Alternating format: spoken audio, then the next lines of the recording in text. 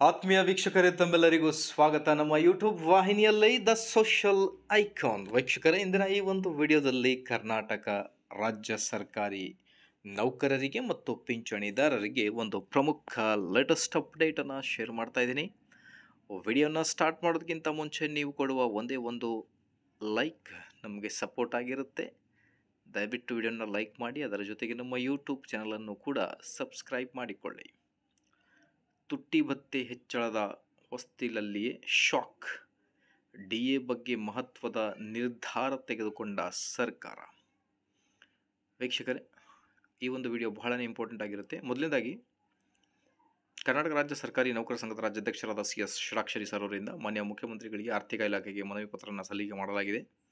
Already ತಮಗೆ ಗೊತ್ತಿದೆ, ಕೇಂದ್ರ ಸರ್ಕಾರಿ ನೌಕರರಿಗೆ 2% ತುಟ್ಟಿ ಭತ್ಯೆ, ತುಟ್ಟಿ ಪರಿಹಾರವನ್ನು ಅನುಮೋದನೆ ಮಾಡಲಾಗಿದೆ. ಸೊ ಹಾಗಾಗಿ ನಮ್ಮ ರಾಜ್ಯ ಸರ್ಕಾರಿ ನೌಕರರಿಗೂ ಕೂಡ ಜನವರಿ 1ರಿಂದ ಪೂರ್ವನ್ವಯವಾಗುವಂತೆ 2% ತುಟ್ಟಿ ಭತ್ಯೆಯನ್ನು ನೀಡಬೇಕು ಅನ್ನೋದರ ಬಗ್ಗೆ ಮಾಹಿತಿ. ಅದರ ಜೊತೆಗೆ ತಮಗೆ ಗೊತ್ತಿದೆ, 7ನೇ ವೇತನ ಆಯೋಗದ ವರದಿಯಲ್ಲಿ ಕೇಂದ್ರದ 1%ಗೆ 0.722% DA ನಮ್ಮ ರಾಜ್ಯ ಸರ್ಕಾರಿ ನೌಕರರಿಗೆ ನೀಡಬೇಕು ಅನ್ನೋದ್ರ ಬಗ್ಗೆ ಚರ್ಚೆ.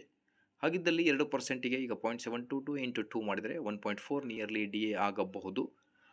ಯಾವಾಗ ಆದೇಶ ಬರುತ್ತೆ ಅನ್ನೋದ್ರ ಬಗ್ಗೆ ಬಹಳ ಕುತೂಹಲದಿಂದ ಕಾಯ್ತಾ ಇದ್ದಾರೆ ರಾಜ್ಯ ಸರ್ಕಾರಿ ನೌಕರರು.